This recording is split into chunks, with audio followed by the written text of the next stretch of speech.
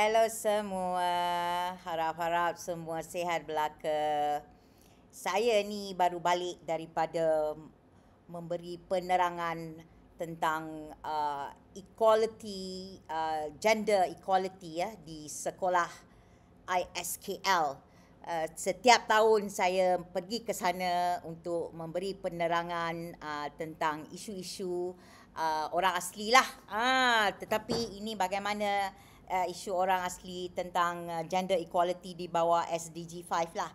So it was a good one, nice lunch, sampai tapau balik macam biasalah kan. Aku ni kan, tak boleh tengok makanan lebih-lebih, mesti nak tapau balik. Memang muka tak tahu malu lah aku ni kan. Tapi tak malu lah when it comes to free food and all that kan. Nak malu apa. So anyway, so hari ni saya nak bercerita lah tentang perbezaan antara pembelajaran macam mana negara China mengajar anak-anak dia dan macam mana kita dekat sini mengajar anak-anak kita. Jadi apa perbezaan dia kita tengok apa yang saya ternampak lah di video. Pertama, saya nak tunjuk satu video ni dulu. Video ini saya ternampak dalam WhatsApp group lah kan. Yang membawa minat saya untuk melihat lebih dalam. So satu hari saya akan belajar lah macam mana nak put video in video. Saya pun tak tahu macam mana sebab sekarang ni saya tak ada masa. Saya ada banyak kerja sebab apa kes saya apa tu banyak lah. So yeah. Anyway, so here it goes. You tengok video ni jadi you dapat idea lah. Ini adalah video China's kindergarten kids. Okay? Tengok. Country. Like I literally think Canada and North America, we are going to become the third world country. The education system in China is honestly unlike anything that I've ever seen. These are kids in kindergarten. They're sewing. Look at what they're doing. Like, it is honestly unbelievable. This is an account that I just started following, and it completely blew my mind. Literally, the hands-on learning, the motor skills that these kids have to be able to sew in that kind of detail, it is just absolutely mind-blowing. It's not just that. Like, look at their gym. I don't think I know 15-year-olds that can do this. Like, that is crazy. These are just kids. They're literally 5, 6, 7 years old. Look at that. They're building a society of champions, a society of doers. And honestly, I really do believe that in North America, we need to start looking at what they're doing in their education system, because in 100 years, they're going to surpass us in every single measure. There's no way they're more than 3, 4 years old. Have you ever seen a kid with this type of motor skills?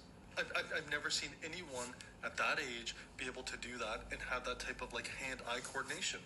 Like, look at the things that they're teaching them. It's all hands-on training. It's all useful stuff.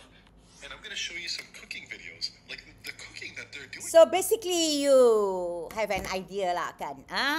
Boleh apa tu agak lah apa yang so ini adalah kindergarten dekat negeri China ya, seperti yang jurucakap tu cakap, bukan saja dia akan sepas Amerika, dia akan sepas semua seluruh dunia sebab the Chinese way of teaching and thinking is memang is a different level lah, okay? So right now I nak tunjuk you pula. Ini Malaysia punya, okay? Malaysia punya pre-kindergarten, kita punya kindergarten.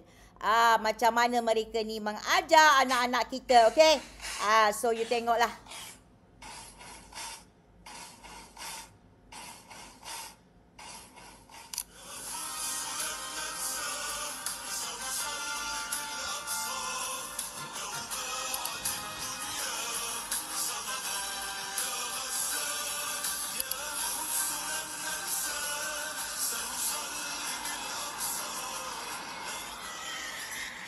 Okay, so inilah yang diajar di kindergarten dekat Malaysia. Okay, dia ajar membenci, boycott, semuanya benda-benda yang tidak baik tahu. Apa yang faedahnya? You mengajar budak-budak besar macam ni, yang tak tahu apa-apa. At that age, they are learning how to respect, how to love, how to understand the world. Tetapi inilah yang diorang ajar. Kita pernah tengok kan, kindergarten budak-budak pakai apa itu dengan senapang lah, macam nak pergi berperang. Oh my God, what is happening in Malaysia? Seriously. Kenapa kementerian kita ni Kementerian Pelajaran tidak membuat pantauan apa yang diajar di kindergarten, di sekolah, cikgu-cikgu yang mengajar mereka ni, apalah otak mereka ni. Okey, memanglah ada orang Melayu yang terfikir macam tu, tetapi inikah jenis manusia yang kamu nak develop untuk masa depan? Memang hancurlah. Memang terbalik Malaysia. Malaysia tidak akan pergi ke mana-mana. Akan tersungkur. Okey? Malaysia tidak akan capai apa-apa pun.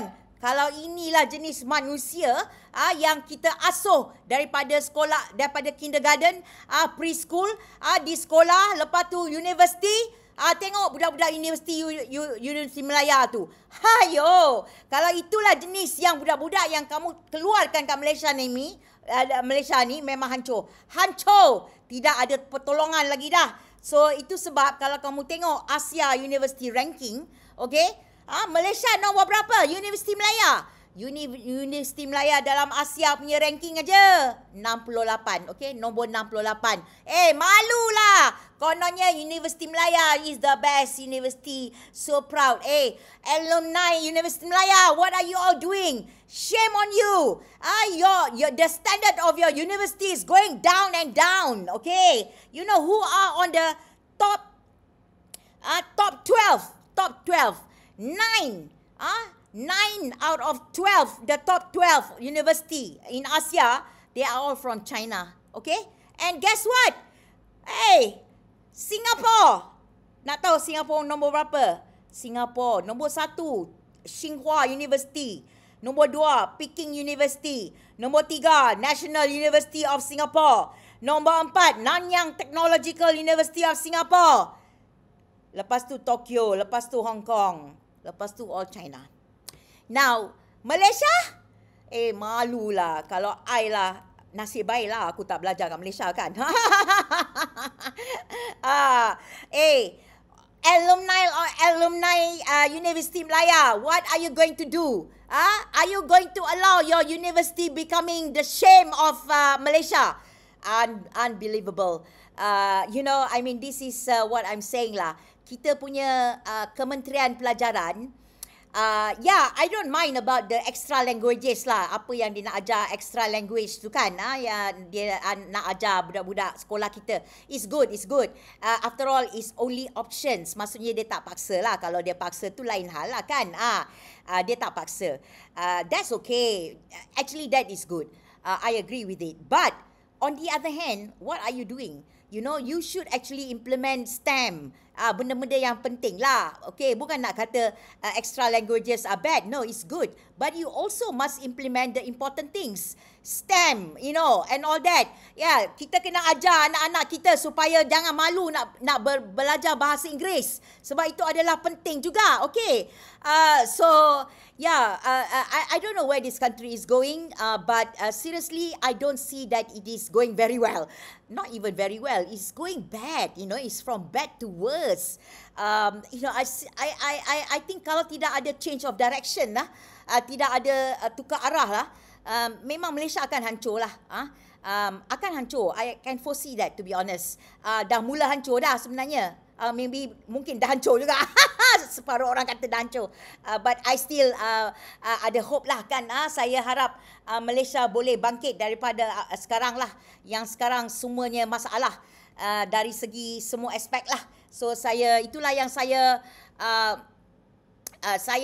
harap kerajaan so-called Madani ni akan memperbaiki sistem-sistem yang teruk, yang tak betul. Jangan nak fikir hanya nak berkuasa sahaja, okay? Please think for the future of Malaysia. Engkau jangan fikir hanya untuk engkau orang aja, because anak-anak Malaysia ni nanti nak jadi apa? Okay, so really this is my rant today lah. I feel so strongly lah about this. Alright, thank you.